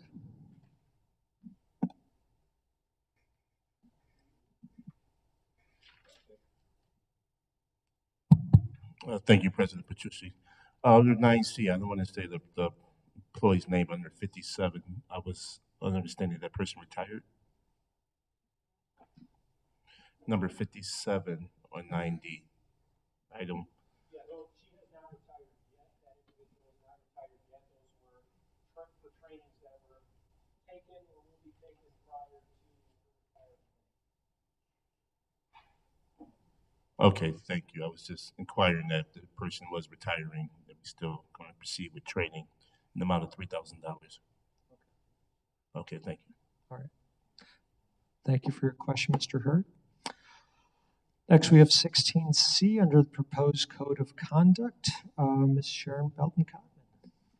I just wanted to say that there were numerous meetings. Unfortunately, I was not able to attend any of them. But it was recently brought to my attention that there is a need for uniformity. And recently, an assistant principal shared with me that we need to look at, particularly now that marijuana has been made legal, that we need to look at how we are implementing this and how stringently we are putting it in place, that children are being suspended for vaping as well. And so his suggestion, which it makes sense to me, is that we start working on getting counseling and putting some sort of support in the schools for our children, rather than be punitive. If the child has drinking or smoking or whatever, that they be required to take some sort of support classes to help them and move them to the next level. And I thought that I wanted to make sure that we bring that up because there's always more work to do on this. But I think it needs to be done ASAP because we need to keep as many students in. And so that was, assistant principal asked me to share that at the table, and I thought I would. So that's what I just did. Thank you. Thank you, Ms. Cotman. Next up, I have 17C, Terrence Hurd, regarding the Eden Valley Growers Fresh Fruit and Vegetable Program. Yes, thank you, President Petrucci. My question was this a grant that was applied to the district? Or is this the monies that the district going to spend for this program?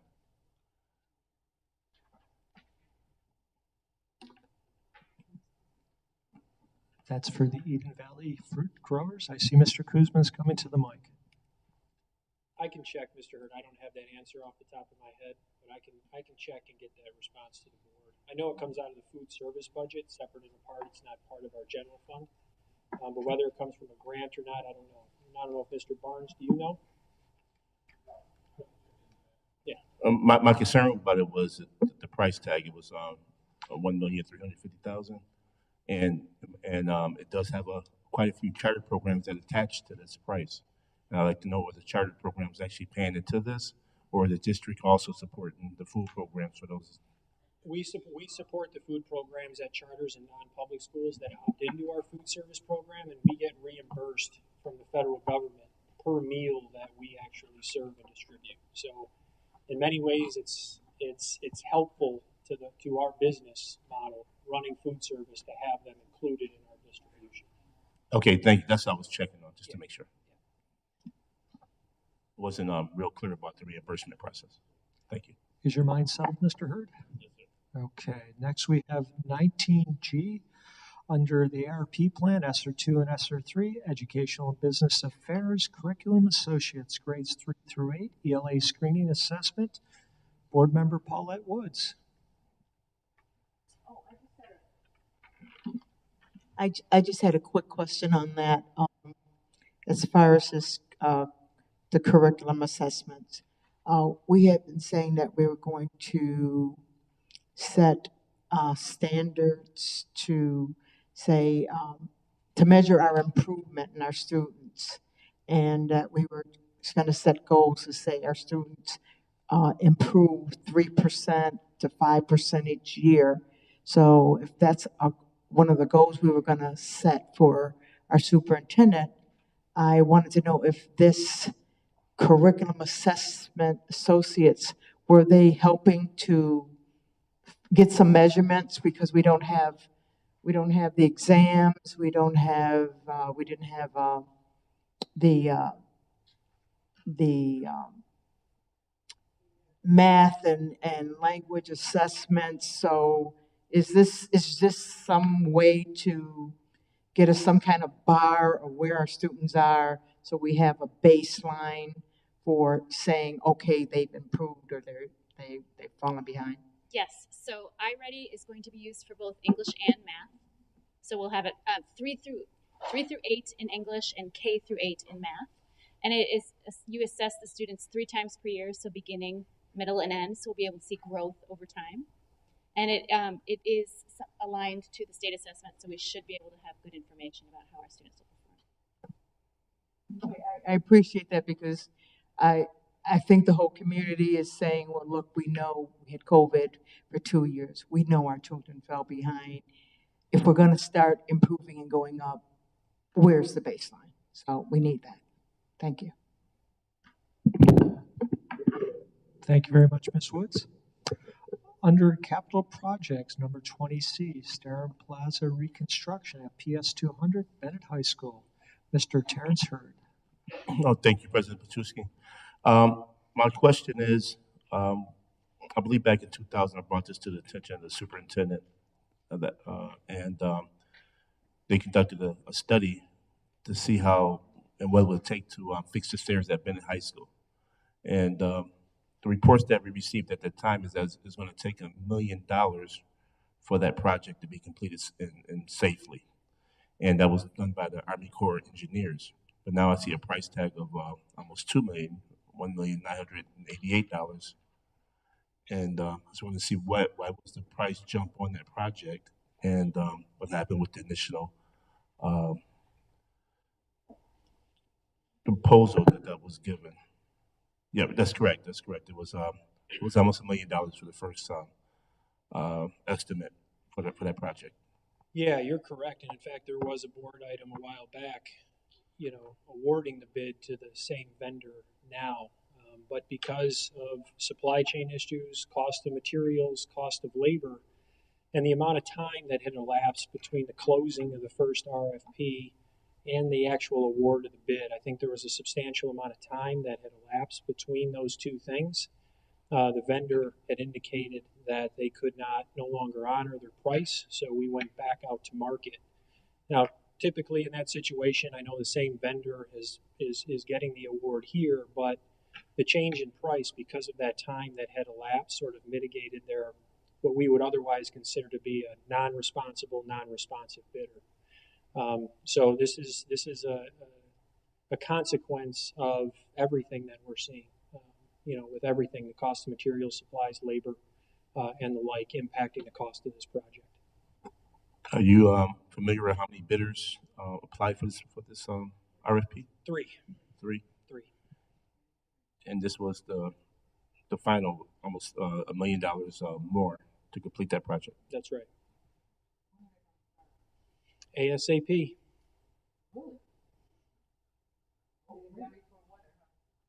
Try to. Thank you, Mr. Guzman. All right. Next, up on the exception list, under Business Affairs Miscellaneous, we have 23A, Teach for America Corps members working in BPS 2021 to 2022 from Sharon Belton Codman. I just have a question. Are we still, is Teach for America still involved in our schools?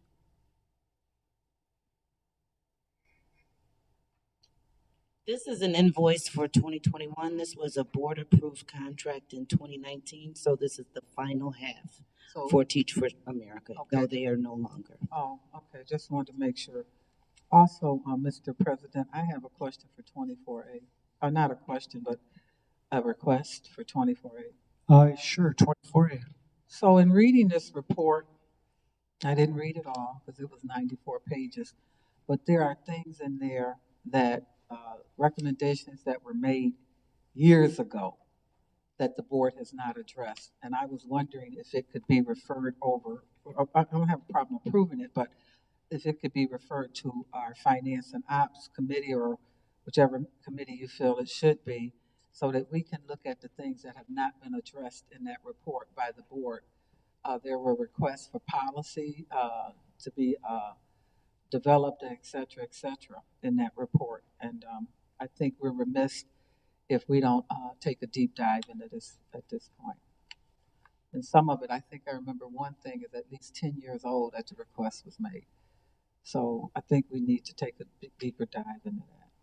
That's my request. Thank you for the recommendation. We do have 2 resolutions that will be considered afterwards. At this point, I'm going to call for a vote on the agenda. Mr. Kuzma, can you please conduct a roll call vote?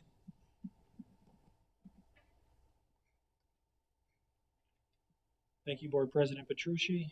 On the consent agenda, just noting for the record the amendment to 9C, keeping 1 through 6 as is, tabling 7 through 13, and noting the adjustment for lines 14 through 38, that will reflect a 5.9% increase on folks' base salary. How do you vote, Ms. Belton-Cottman? Yes. Dr. Evans-Brown? Yes. No exceptions? Mr. Hurd? We're voting on the one, say it again? You're voting on the whole consent agenda. I should have, but I wanted to note for the record the amendment to 9C. So you had no other exceptions? Okay. 1 second, please.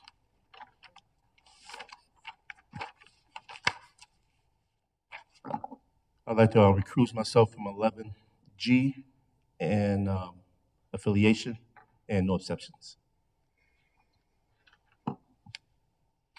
Ms. J? Ms. McCosey? Dr. Rivera? No exceptions. Mr. Scott is absent. Present, but absent. Ms. Woods? No exceptions. And Board President Petrucci? No exception. Consent agenda passes. Thank you. Okay, before I forget again, can I have a motion to excuse Mr. Larry Scott from tonight's meeting? Motion by Jen McCosey, second by Sharon Belton-Cottman. All those in favor say aye. Any opposed? Yeah, because he can't vote. So he's an observer tonight. He is a non-voting member. He's a member of the general public, though we appreciate him being here. We did. So we do have, no, not tonight. Maybe another time, Terrence. We do have 2 resolutions. So one of the things that I kind of wanted to do a little bit differently as we enter into a new school year with the new superintendent and a new era in the Buffalo Public Schools is that I was hoping that we could try to reestablish and to, reinforce some of the relationships we've had with the partner organizations that we've worked with in the past. I know that many of us on the board have worked with these organizations, and that is why I broke them down into 2 resolutions as opposed to 1, because many of us are going to have to recuse ourselves. So I'm just going to put that on the record to begin with. But these groups have played a vital role in supporting so many kids in the district, from scholarships to employment opportunities to course offerings. I think this would be a nice tip of the hat for them, that we would somehow buy a table at their awards dinner or maybe do a sponsorship, whatever the board sees when the opportunity comes up. So that being said, I'm going to read the first resolution, which is resolution to approve sponsorships and supports for Buffalo Public Schools partner organizations, Buffalo Black Achievers Awards Dinner, and the Hilbert College 125th 65th Gala. Whereas the Buffalo Public Schools appreciates and recognizes the important role that our various community organizations play in the district's goals. And whereas the support the district receives from these organizations are in the form of scholarships, recognition, awards, employment opportunities, coursework, etc. And whereas the Buffalo Board of Education acknowledges that these organizations, among others, have contributed to the achievement of the district students. And whereas the Buffalo Public School District is constantly working to cultivate, maintain, and expand our relationships with our strong community partners. And whereas there's a benefit to the Buffalo Board of Education and its relevant stakeholders in publicly supporting these agencies in their endeavors, Therefore, be it resolved that the Buffalo Board of Education shall purchase sponsorships not to exceed $8,000 for the events at the following organizations: and Buffalo Black Achievers Awards Dinner and Hilbert College 125th 65th Gala. Be it further resolved that the Buffalo Board of Education may support other groups or organizations that it so deems worthy if additional funds are identified. That being said, I would like to amend my resolution to read $4,000, not $8,000. When we had 4 groups, it was going to be $8,000, but I only wanted to put in 4 for these 2 and 4 for the other 2. That was a typo on my end. 4 on each one, 8 in total.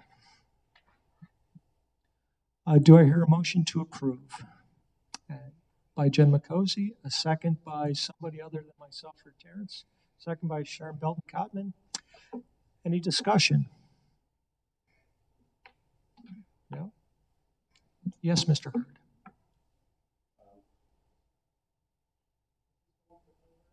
Correct. There you go. So those of us who are accusing ourselves cannot comment. That being said, can you please take a roll call vote, Mr. Kuzma? Oh, we appreciate your sage counsel. On the resolution, how do you vote? And noting if you do have to recuse yourself, just a brief reason why. One second. I believe Mr. Scott has a comment. They do. When we vote, they will. Yes. 1 second. Larry would like to make a comment. Larry? Yes, thank you, President Petrucci. I'll be very brief. I know I can't vote on either resolution, but I just want to voice my support for both resolutions, and also thank you, President Petrucci, for preparing resolutions for both of these items. I think in the past we've done these under unfinished business, and it's come as a surprise to us as a board and to the public when we voted on these. So I thank you for having it prepared with the rationale as to why we would support providing funds for these causes. So thank you, President Petrucci, and I support both resolutions. Thank you, Mr. Scott. That was unsolicited for those who are viewing in the audience. Mr. Kuzma? Ms. Belton-Cotman? Yes. Dr. Evans-Brown? Mr. Hurd? Which resolution are we The first one that notes. Hilbert. Yes. I recuse myself. I sit in the Board of Trustees for Hilbert College. Thank you, Mr. Hurd. Ms. J? Ms. McCosey? Dr. Rivera? I recuse myself. I'm an employee of the college. Mr. Scott is excused. Ms. Woods?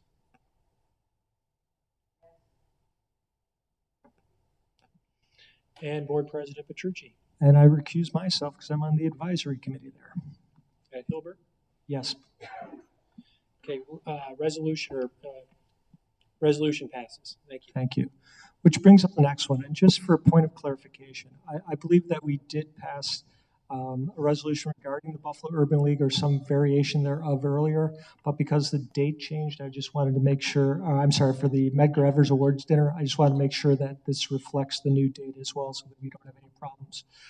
That being said, the resolution to approve sponsorships and supports for Buffalo Public School Partner Organization, the NAACP Medgar Evers Awards Dinner, and the Buffalo Urban League Annual Gala.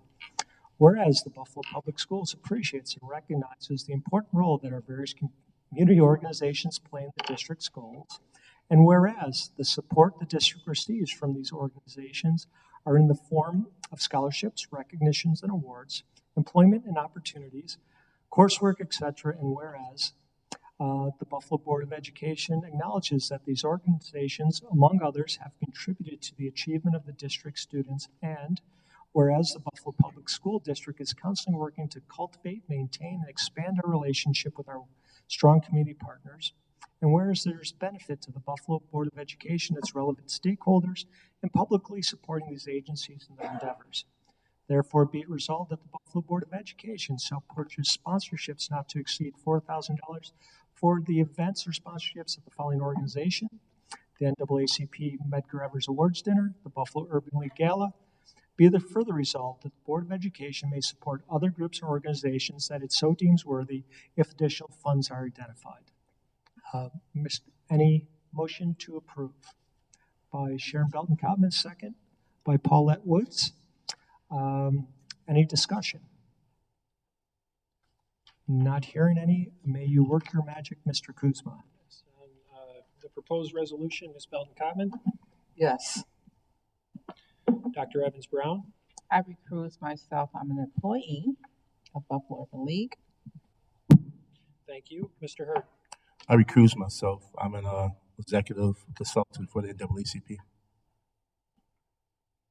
thank you. Ms. J. Ms. McCosey, Dr. Rivera, Yes. Ms. Woods, and President Petrucci. Yes. Resolution passes. Thank you. All right. So we still have a little bit of unfinished business. So at this time, I may have a motion authorizing the district to fully settle for the amount stated the following litigation matters. A, 810-697/2021 in the amount of $90,000. B, 801-864/2021 in the amount of $75,000. C, 806-695/2020 in the amount of $43,000. D, 806-704, these are the index numbers, 2020 in the amount of $50,000, and our last index number for the case is 806-703-2020 in the amount of $33,000. So moved by Paulette Woods. That looks like a second from Kathy Evans Brown. Any discussions? Not hearing any. Can everybody say aye? Aye. Any opposed? Not hearing any opposed or abstention. The motion passes. I now need a motion authorizing the superintendent to prefer Section 75 disciplinary charges against employee JS. Can I have a motion? Jen McCosey, second by Terrence Hurd. That nod was a second, Terrence. Any discussion on the motion? Not hearing, may I have a vote? All those in favor signify by raising your hands. Any opposed? Any abstentions? The motion passes. My hand was raised with the mic. Last, may I have a motion authorizing the superintendent to prefer Section 75 disciplinary charges against employee PW. I need a motion from the floor. Motion by Mr. Terrence Hurd, second by Ms. Hope J. Any discussion on the matter? Not hearing any discussions, may I have a vote in the affirmative by raising your hand? All those in favor? I see all the hands up. Any abstentions? Not seeing any, nor do I see any in the negative. The motion passes. Next, I'm going to ask everybody to stand for a moment of silence so we can recognize those members of the BPS community that have passed.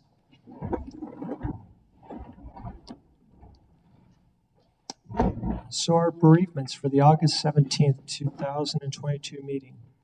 On June 8th, Frank Licata, retired supervisor of transportation. July 23rd, Elba Lopez Rivera, mother of Yvonne Young, administrative assistant in the food service department. July 25th, Melissa Lynn Lurkowski-Venn, a sixth grade teacher at School 79, wife of John Venn, a social studies teacher at Burgard Vocational High School, stepsister of Jennifer Purpora, a 7th and 8th grade English teacher at School 33. August 2nd, Kenneth Kleinsmith, father of Teresa Slowinski, associate account clerk in the plant services department. August 2nd, Dr. Leanne Henderson, retired director of human resources and longtime teacher, husband of Cecilia Henderson, also a long-term teacher with the Buffalo Public Schools. August 6th, Francis J. Porden, husband of BTF Vice President and retired math teacher Rebecca Porden.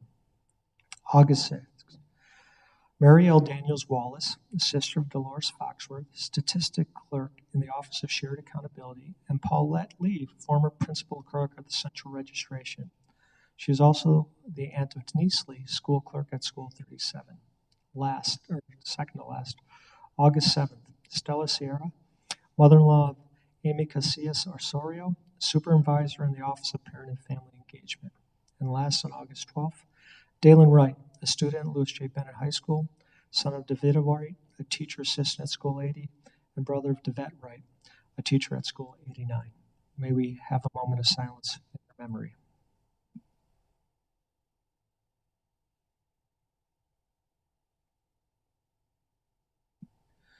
Thank you all very much. Please be seated.